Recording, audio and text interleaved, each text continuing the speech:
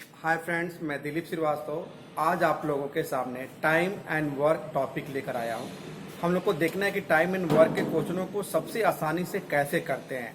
Time and work के question जो है हर एग्जाम में आपके आया करते हैं, वो बैंकिंग का हो या एसएससी का हो या रेलवे का हो या दिल्ली पुलिस का हो, जितने भी एग्जाम होते हैं उसमें टाइम एंड वर्क के क्वेश्चन जरूर आया करते हैं। तो अगर टाइम एंड वर्क की अगर बात करते हैं तो टाइम एंड वर्क को मैंने 4 पार्टों में डिवाइड कर दिया है। टाइम एंड वर्क में जो क्वेश्चन आते हैं वो 4 पार्ट में मैंने डिवाइड कर दिया। पहला पार्ट होगा जिसमें डायरेक्टली आपके एफिशिएंसी से क्वेश्चन होते हैं, आपके डायरेक्टली एफिशिएंसी से क्वेश्चन होते हैं। और दूसरा पार्ट होता है जिसमें एंड और।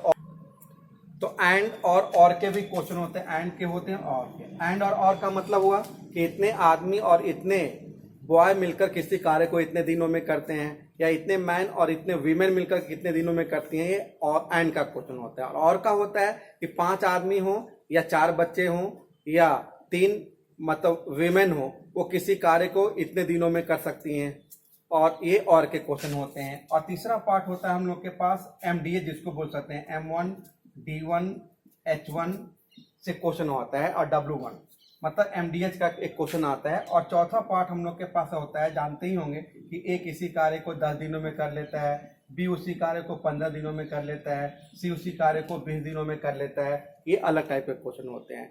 इट मीन्स कि टाइम एंड वर्क को आपको 4 पार्ट में डिवाइड किया गया है, और ये 4 पार्ट अगर कर लेते हो तो आपके टाइम एंड वर्क के कोई भी क्वेश्चन नहीं छूटने जा रहे हैं, कि इसी के अंदर कोई ना कोई क्वेश्चन बनकर आते हैं। मैक्सिमम 4 पैटर्न आपके पास हैं, तो इन 4 पैटर्न को आपको बहुत ही बारीकी से समझने की कोशिश करना होगा, तब जाकर क्वेश्चन बन जाते हैं। सबसे पहले हम लोग आपको बेसिक कॉन्सेप्ट सिखाना चाहता हूँ टाइम एंड वर्क का, कि टाइम एंड वर्क होता क्या है। आप समझते हैं कि टाइम एंड वर्क में जब नाम आता है तो कोई ना कोई एक वर्क की बात की जाती है, किसी न किसी वर्क की बात की जाती है, और उस वर्क को करने के लिए किसी मैन की आवश्यकता होगी या बॉय की आवश्यकता होगी, या ए की आवश्यकता होगी या बी की। ए भी हो सकता है, बी भी हो सकता है, मैन भी हो सकते हैं और बॉय भी हो सकते हैं कार्य को कंप्लीट करने के लिए। तो कोई भी कार्य को करे क्या लगेगा? टाइम लगेगा। बेटा ए करेगा तब भी टाइम लगेगा, बी करेगा तब भी लगेगा, मैन करेंगे तब भी टाइम लगेगा, और बॉय करेंगे तब भी टाइम लगेगा। तो कोई भी कार्य को करना चाहे उन्हें टाइम तो लगना ही लगना है। तो टाइम क्या, ए कार्य एक ही है, तो ए हो या बी हो या मैन हो और बॉय हो, सभी इक्वल टाइम में कार्य को कंप्लीट कर सकते हैं। आप बोलेंगे कि हाँ या ना, दोनों हो सकता है। हाँ कब होगा? जब सबकी काम करने की क्षमता एफिशिएंसी इक्वल होगी तो टाइम सबके लिए बराबर लगेगा। लेकिन सबके काम करने की क्षमता अलग अलग होगी तो टाइम क्या लगेगा? अलग अलग लगेगा। इसका मतलब कि टाइम हमेशा डिपेंड करेगा उनकी एफिशिएंसी पर। टाइम हमेशा किस पर डिपेंड करेगा? उनकी एफिशिएंसी पर। अगर एफिशिएंसी किसी की कम है तो टाइम ज्यादा लगेगा, और एफिशिएंसी किसी की ज्यादा है तो टाइम कम लगेगा। तो हम लोग ये भी बोल सकते हैं कि efficiency and time are inverse proportional to each other. ये आपको एक रिलेशन मिल गया, आप नोट भी कर सकते हैं इसे, कि efficiency and time are inverse proportional to each other. अब यहाँ पर एक आपको तरीका बता रहा हूँ कि सिंपल सी बात है कि कोई भी टाइम एंड वर्क का क्वेश्चन करने के लिए हम लोग को 3 चीजों की आवश्यकता होगी। पहला तो उनकी एफिशिएंसी चाहिए, उनकी क्या चाहिए? एफिशिएंसी चाहिए। और दूसरा चाहिए आपको टोटल वर्क चाहिए। और तीसरा पार्ट चाहिए रिक्वायर्ड टाइम, आपको रिक्वायर्ड टाइम, जो टाइम निकालने की बात करता है। तो ये 3 चीज आपको हमेशा ध्यान रखना होगा कि पहले एफिशिएंसी चाहिए, एफिशिएंसी की तो दिया हो या निकालना पड़ेगा। टोटल वर्क हमेशा आपको निकालना पड़ेगा, और रिक्वायर्ड टाइम मतलब जो टाइम पूछा कि इनको एक कार्य को कंप्लीट करने में कितना समय लग जाएगा, कितना दिन लग जाएगा, ये रिक्वायर्ड टाइम की बात करते हैं। अब हम लोग चलते हैं क्वेश्चन की तरफ कि क्वेश्चन को कैसे करेंगे। इसके लिए आपको एक ट्रिक लिख दे रहा हूँ, फॉर्मूला, कि अगर आपको टोटल वर्क निकालना हो, टोटल वर्क, तो टोटल वर्क कैसे निकालेंगे? तो टोटल वर्क निकालने के लिए हो जाएगा efficiency into time. Total work यहां लिख दे रहा हूं, टोटल वर्क निकालने के लिए हो जाएगा टोटल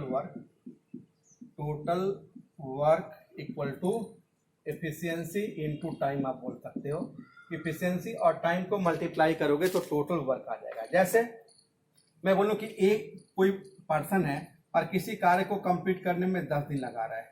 एक कोई पर्सन है और किसी कार्य को कंप्लीट करने में 10 दिन लगा रहा है। अगर आपको ये मालूम हो कि एक ही कार्य करने की जो क्षमता है वो 2 यूनिट पर डे है, 2 यूनिट पर डे है, इसका मतलब आप क्या समझे कि ए के द्वारा टोटल कार्य कितना किया होगा, तो यहाँ पर एफिशिएंसी इनटू टाइम निकल जाएगा टोटल वर्क।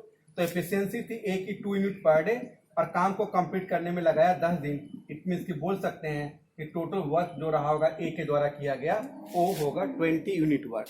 तो 20 यूनिट वर्क आपके पास ए का हो गया, 20 यूनिट वर्क ए ने टोटल 10 दिनों में कंप्लीट किया था। ठीक है, तो इसमें आप आगे चलते हैं क्वेश्चन की तरफ कि क्वेश्चन को कैसे हम लोग करते हैं। तो बच्चे एक क्वेश्चन आपके सामने है कि the working efficiency of A is thrice the efficiency of B, मतलब ए की जो काम करने की क्षमता है वो बी के कार्य करने की क्षमता से 3 गुनी है। If A alone can do a piece of work in 15 days, यदि किसी कार्य को ए जो है अकेला करता है तो 15 दिनों में कंप्लीट कर लेता है, आपको निकालना है in how many days B alone can do the same work. उसी कार्य को अगर बी करना चाहे तो कितने दिनों में कर सकता है, या आपसे भी पूछ सकता है in how many days A and B together can do the same work. तो देखो दोनों क्वेश्चन के आंसर मैं बताऊंगा, यहाँ पर एक लिखा हूं दूसरा भी लिख दूंगा, तो इस जगह स्पेस मेरे पास नहीं है। अब आपको देखना होगी, आपको मैंने बताया था कि पहले क्या चाहिए, पहले आपको एफिशिएंसी चाहिए, फिर टोटल वर्क चाहिए, फिर रिक्वायर्ड टाइम चाहिए, यही बताया था ना, पहले एफिशिएंसी फिर टोटल वर्क फिर रिक्वायर्ड टाइम। तो पहले हम लोग को एफिशिएंसी देखें, तो एफिशिएंसी बेटा देखिए ए और बी की एफिशिएंसी आप निकालोगे, यहाँ पर स्पेस बहुत कम मिल रहा है मुझे, तो ए और बी की एफिशिएंसी की बात करते हैं, क्वेश्चन हटा दे रहा हूं कि ए और बी की एफिशिएंसी की बात करते हैं।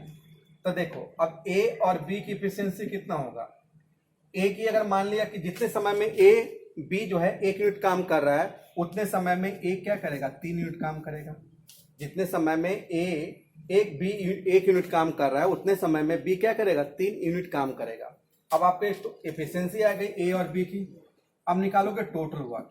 तो टोटल वर्क निकालने के लिए एफिशिएंसी इनटू टाइम बताया था कि एफिशिएंसी इनटू टाइम को मल्टीप्लाई कर देंगे तो आपको टोटल वर्क निकल जाएगा।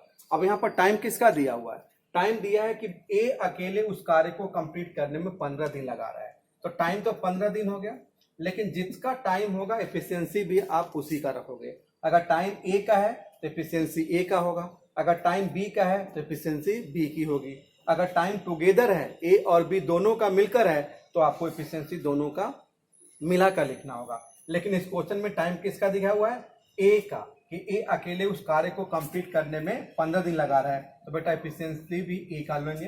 तो हम लोग देखें कि हम लोग का काम क्या हो गया 45 यूनिट काम हो गया। अब इस 45 यूनिट वर्क को आपसे पूछा गया है कि इसे बी अकेले कितने समय में कर सकता है। तो टाइम निकालने के लिए फॉर्मूला क्या हो जाएगा, टाइम का फॉर्मूला हो जाएगा टोटल वर्क बाई एफिशिएंसी, यही हो जाएगा ना। टाइम का फॉर्मूला क्या हो जाएगा वहां से जहां से हम लोग निकालेंगे कि अगर टोटल वर्क इक्वल टू, आपको बताया था कि total work equal to efficiency into time था, तो अगर टाइम निकालोगे तो टोटल वर्क बाई एफिशिएंसी हो जाएगी।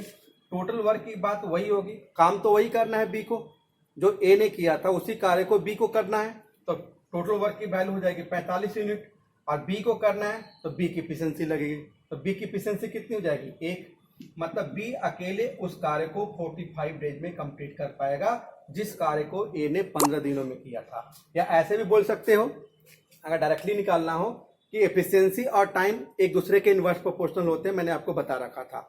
अगर बी ए को लग रहा है 15 दिन, ए को लग रहा है 15 दिन, तो ए की एफिशिएंसी बी से 3 गुनी है, तो बी को क्या लगेगा उसका 3 गुना लग जाएगा। भाई एफिशिएंसी और टाइम दूसरे के इनवर्स प्रोपोर्शनल होगी, तो ए का टाइम अगर एफिशिएंसी 3 था तो और बी का एफिशिएंसी 1 था, तो ए को जितना समय लगा था उससे 3 गुना समय लग जाएगा बी को उस कार्य को कंप्लीट करने के लिए। ये डायरेक्टली कर सकते हैं, लेकिन अगर आपसे ये पूछे कि ए और बी मिलकर कितने दिनों में कार्य को कंप्लीट कर सकते हैं, आपसे यही क्वेश्चन में पूछ दिया जाए कि एक बी के जगह पर आपसे पूछ दिया जाए कि ए और बी मिलकर उस कार्य को कितने समय में कंप्लीट कर सकते हैं, A and B together can do the same piece of the work. तो बेटा वहां पर क्या करोगे, टाइम निकालने के लिए टोटल वक्त ऐसे निकालोगे, टोटल वक्त यही निकालेंगे कि ए 15 दिन में कर रहा था और ए की एफिशिएंसी 3 थी, तो 45 यूनिट वर्क हो गया टोटल। अब टाइम निकालेंगे तो टाइम के लिए वही करेंगे total work by efficiency, total work की जगह पर 45 हो जाएगा।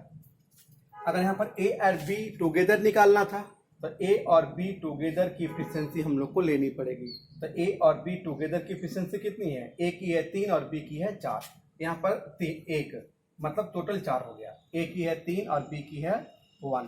तो इसको सॉल्व करेंगे तो 11 1/4 डेज आपका आंसर हो जाएगा। अगर आपसे पूछा गया होगा कि ए और बी टुगेदर कैन डू, इसका मतलब हो जाएगा 11 1/4 डेज। अगले क्वेश्चन की तरफ चलते हैं दोस्तों। अब सेकेंड क्वेश्चन आपके सामने है। सेकेंड क्वेश्चन है कि the working efficiency of A is 40% more than the efficiency of B. मतलब ए की जो कार्य करने की क्षमता है वो बी के कार्य करने की क्षमता से 40% अधिक है। If A and B together can do the same piece of the work in 10 days. A और बी मिलकर किसी कार्य को कंप्लीट करने में कितने दिन लगा रहे हैं? 10 दिन लगा रहे हैं। बोला कि in how many days B alone can do the same piece of the work. तो बोला कि बी अकेले उस कार्य को कितने दिनों में कंप्लीट कर सकता है, ये आपका क्वेश्चन है। तो आपको मैं बताया था कि 3 चीजें चाहिए। पहला तो चाहिए आपको एफिशिएंसी, फिर टोटल चाहिए टोटल वर्क, फिर आपको चाहिए रिक्वायर्ड टाइम। यही बताया था ना, रिक्वायर्ड टाइम। ये 3 पार्ट आपको चाहिए। तो सबसे पहले हम लोग निकालते हैं एफिशिएंसी की ए और बी की एफिशिएंसी क्या होगी।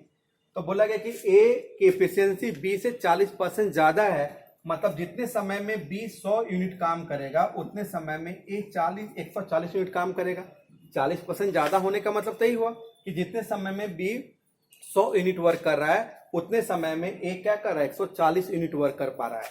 तो इसको छोटा सिंपल करने के लिए 20 से कटा दोगे। आंसर ये भी हो सकता है, इससे भी कोई दिक्कत नहीं आएगा, लेकिन इससे कैलकुलेशन बड़ी हो जाएगी आपकी। इसको शॉर्ट करने के लिए आप करोगे क्या कि 7 और 5 की एफिशिएंसी कर लोगे इससे कटाकर। अब क्या निकालोगे? टोटल वर्क निकालोगे। अब टोटल वर्क कैसे निकालोगे? तो टोटल वर्क निकालने के लिए मैं बताया था कि एफिशिएंसी इनटू टाइम करते हैं। क्या करते हैं? एफिशिएंसी इनटू टाइम आपका टोटल वर्क की वैल्यू होती है, जो मैं आपको पहले ही लिखवा देता हूं। तो एफिशिएंसी इनटू टाइम आपको देखना होगा कि टाइम क्या है। टाइम आपका 10 दिन है। अब ये 10 दिन किसका टाइम दिया हुआ है? ए और बी मिलकर कर रहे हैं तो 10 दिन लग रहा है, तो टाइम हो गया 10। तो एफिशिएंसी किसकी लेंगे? जिसका टाइम होगा उसी का एफिशिएंसी लेंगे। आपको पहले भी बताया था। मतलब अगर ए का टाइम होता तो एफिशिएंसी ए की होती, बी का टाइम तो होता तो बी की एफिशिएंसी होती, लेकिन टाइम ए और बी दोनों का मिलकर था, इसलिए एफिशिएंसी भी ए और बी मिलकर होगी 7 और प्लस 5 12। मतलब 12 इंटू 10 बराबर 120 बोल सकते हो। ये 120 यूनिट वर्क था। कटाओगे नहीं तब भी इसका आंसर वही रहेगा। मतलब मल्टीप्लाई नहीं करोगे तब भी सेम आंसर आएगा। यहाँ पर कटाओगे नहीं तब भी सेम, उससे कोई फर्क नहीं पड़ने वाला। अब आपको रिक्वायर्ड टाइम निकालना होगा। आपको रिक्वायर्ड टाइम निकालना होगा। अब टाइम कैसे निकालते हैं? अब टाइम निकालने के लिए आपको मैं बताया था कि टाइम जब निकालोगे कि टाइम कैसे होगा, तो टाइम इक्वल टू हो जाएगा efficiency total work by efficiency. Total work by efficiency. तो टोटल वर्क बाई एफिशिएंसी, क्योंकि total work equal to efficiency into time होता है। टोटल वर्क बराबर, आप देखते हैं कि टोटल वर्क बराबर क्या होता है? एफिशिएंसी इनटू टाइम होता है। तो अगर यहाँ से टाइम निकालेंगे तो टाइम के लिए क्या बोल सकते हैं? टोटल वर्क बाई एफिशिएंसी बोल सकते हैं। तो यहाँ पर टाइम के लिए बोल सकते हैं टोटल वर्क बाई एफिशिएंसी।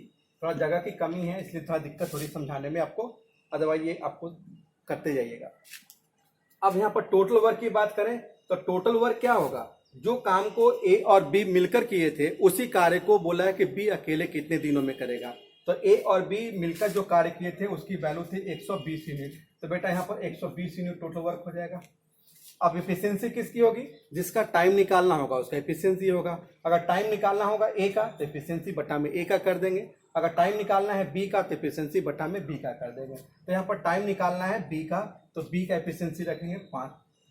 इसको कटाने के बाद 24 आ जाएगा। इसका मतलब हुआ कि बी अकेले उस कार्य को कंप्लीट करना चाहे तो 24 डेज में उस कार्य को कर सकता है। आप लोग को ये बात समझ में आ रही होगी कि कैसे निकाला गया। पहले तो हम लोगों ने निकाला था एफिशिएंसी, जिसको 7 और 5 कहा गया।